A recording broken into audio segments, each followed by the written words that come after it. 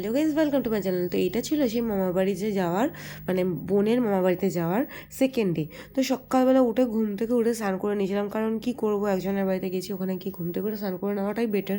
তো মনে হলো স্নানটা করে নিই। স্নানটা করে ছাদে গিয়ে যখন দেখছি কি ওই দূরে খাসি কাটা হচ্ছে, কারণ এদের এখানে রীতি আছে, মানে এরা তো অনেক গ্রামের মানুষ। তো গ্রামের মানুষ অনুষ্ঠানে খাটাখাটনি করে, তো পরের দিন সকলকে খাওয়াতে হয়।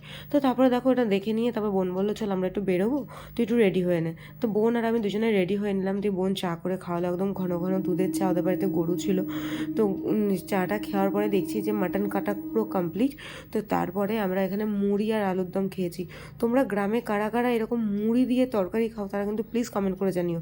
আমাদের এখানে কিন্তু মুড়ি তরকারির চাল নেই, আমাদের এখানে আছে হচ্ছে লুচি বা পরোটা এইসব। তো তোমরা কারা কারা এরকম খাও তো প্লিজ কমেন্ট করে জানাও। তো যেতে যেতে আমরা গিয়ে একটুখানি মানে বাইকে করে যাচ্ছিলাম, অনেক হাওয়া ছিল। তো তারপরে সেখানে গিয়ে একটুখানি মালাই চা খেলাম। তো দেখতেই পেলে ওরা হচ্ছে তামার তাটে, মানে তামার গামলায় করে চা করে। তো যাই হোক, ওখানে একটা কী ধরনের একটা রসুনের মতন ফল ছিল, তো সেই ফলটা দেখলাম। তো তারপরে চাটা খেয়ে তারপরে আমরা আবার ওখান থেকে চলে এলাম, ওদের বাজারে একটু কাজ ছিল। তো বোনের মামাবাড়ির পাশেই একটুখানি দূরেই একটা গঙ্গা আছে। তো সেই গঙ্গাতে আমরা গেলাম, গিয়ে দেখলাম কি সুন্দর গঙ্গাটা, ওখান থেকে নৌকা দিয়ে পারাপার হওয়া যায়। তো বললো চ তাহলে আমরা সবাই মিলে একটু নৌকা চড়ে আসি। তো নৌকা খুললাম, ওখানে অনেক হাঁস ছিল। তো তারপরে একটা বড়, ওই যে বাজারে গেছিলাম তখন একটা বড় প্যাকেটের লেস কিনে নিয়েছিলাম। লেস ছেঁড়ার সাথে সাথে সবাই শেষ হয়ে গেল। তো তারপরে আমরা ওখান থেকে মাঠে ঘুরতে বেরিয়ে গেছিলাম। তো লেস টেস খেয়ে তো বলবো কী করবো, ভালো লাগছে না, তো মাঠে বেরিয়ে গেলাম। মাঠে বেরিয়ে যাওয়ার সাথে সাথে ওরা সব কতগুলো কাগজের টুকরো মতন 10 টাকা নোট পেলাম। দিয়ে তারপর বাড়ি আসলাম, এসে মা দেখে এক প্যাকেট মুড়ি নিয়েছে, গরম গরম ভাজা মুড়ি, বাবার জন্য আনবে বলে। বাবা আগের দিনই বাড়ি চলে এসেছিলো। তো তারপরে আমরা খেতে বসে গেলাম বাঁধাকপির তরকারি আর মাটনটা তো দেখতেই পেয়েছিলো। তো সবাই বলছিল একটু মাটনের চর্বি দাও। তো আমি যেই ফার্স্টে বলেছি একটু মাটনের চর্বি দাও, সবাই চেয়েছে আমার টেবিলে। তো মাটনের চর্বিটা দেখতেই পেলে কতটা সুন্দর ছিল। তারপরে বাড়ি যাওয়ার পালা।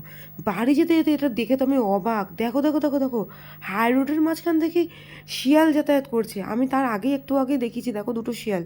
তো তখন তোরা বলছে হ্যাঁ তাই তো। খানিকটা দূরে এসে দেখি দেখো এখানে একদম পুরো শিয়ালের দল বসে আছে, পুরো একদম হাই রোডের গায়ে। দিয়ে দেখছি হাই রোডের উপর থেকে শিয়াল পারাপার করছে।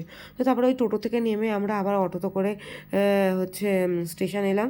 দিয়ে আমরা ওখান থেকে কি কাজিমগঞ্জের একটা ট্রেন ধরে কৃষ্ণনগর এলাম। আবার কৃষ্ণনগর থেকে ওখান থেকে এসে নিয়ে আবার হচ্ছে আমরা শিমলাদিতে আসার জন্য একটা অন্য ট্রেন ধরলাম, কৃষ্ণনগর লোকাল। তো তারপরে পাঁপড় কিনলো মা, ও পাঁপড় খাবে বলে। তো পাঁপড় খাওয়ার পরে মামি বাড়ি চলে গেল, ওরা বাড়ি যায়নি, ও আর ওর ফ্রেন্ড তারপর আমাদের বাড়িতে ছিল। তো রাত্রিবেলা আমাদের জমি একটা ভূতের সিনেমা দেখতে দেখতে চাউমিন খাওয়ালো। ভিডিওটা কেমন লাগলো কমেন্ট করো, টাটা।